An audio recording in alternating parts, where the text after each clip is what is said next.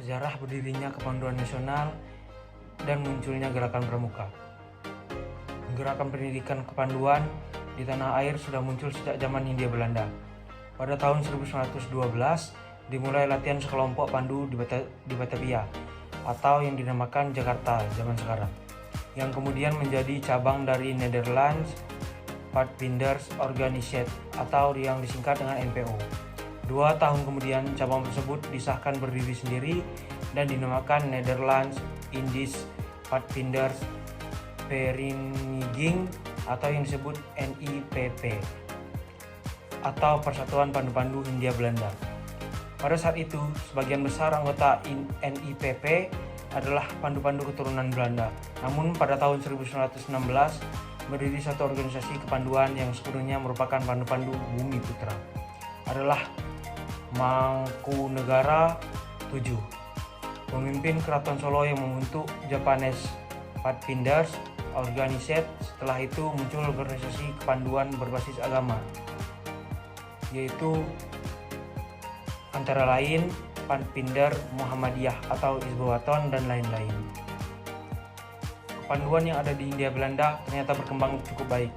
Hal itu menarik perhatian pula dari Bapak Pandu Sedunia, yaitu Lord Baden-Powell, yang bersama istrinya Lady Baden-Powell dan anak-anak mereka mengunjungi organisasi kepanduan di Batavia, yaitu di Semarang dan Surabaya pada awal Desember 1934. Para pandu di Hindia Belanda pernah pula mengikuti Jambore Kepanduan Sedunia.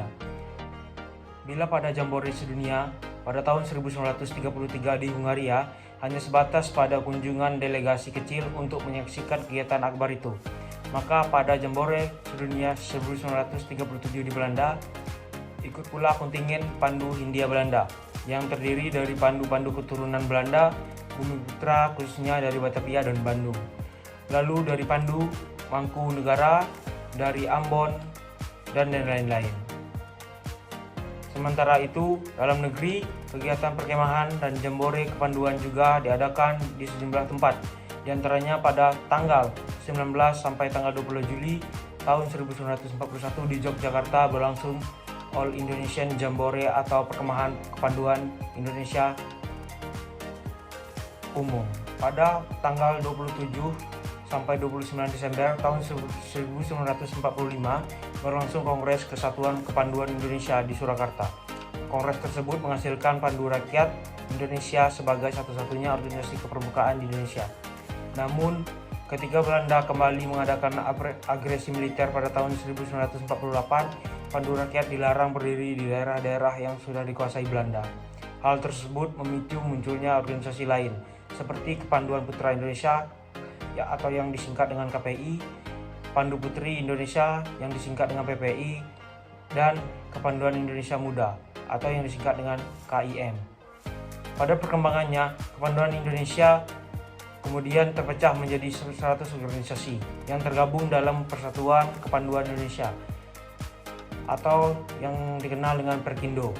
Namun jumlah perkumpulan kepramukaan di Indonesia tidak sebanding dengan jumlah anggota perkumpulan. Selain itu, masih ada rasa golongan yang tinggi sehingga membuat Perkindo menjadi lemah. Untuk mencegah hal itu, Presiden Soekarno bersama Sri Sultan Hamengkubuwono ke-9 yang saat itu merupakan Pandu Agung menggagas peleburan berbagai organisasi kepanduan dalam satu wadah. Hal itu pertama kali diungkapkan Presiden Soekarno ketika mengunjungi perkemahan besar Persatuan Kepanduan Putri Soekarno Indonesia di Desa Semanggi, Ciputat, Tangerang pada awal Oktober 1959. Presiden juga mengumpulkan tokoh dan pemimpin gerakan kepanduan di Indonesia. Seluruh organisasi kepanduan yang ada dilebur menjadi satu dengan nama Pramuka. Presiden menunjuk panitia terdiri dari atas Sri Sultan Hamengkubuwono IX, Prijorno, Haji Saleh Ahmadi, dan Muljadi Jojo Martono. Gerakan Pramuka tersebut diawali dengan serangkaian peristiwa yang saling berkaitan.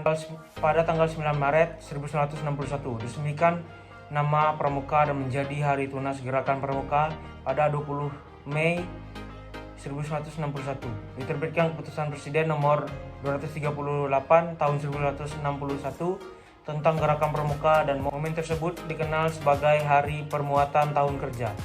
Pada tanggal 20 Juli tahun 1961, para wakil organisasi kepanduan Indonesia mengeluarkan pernyataan di Istana Olahraga Senayan untuk meleburkan diri ke dalam organisasi Gerakan Pramuka, sehingga disebut sebagai Hari Ikrar Gerakan Pramuka.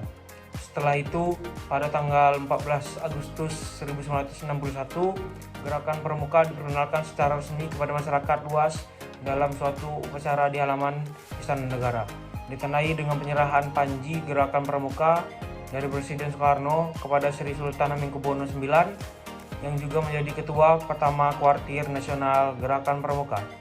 Panji itu lalu diteruskan Sri Sultan Hamengkubuwono IX kepada suatu barisan defil yang terdiri dari para pramuka di Jakarta dan dibawa berkeliling kota.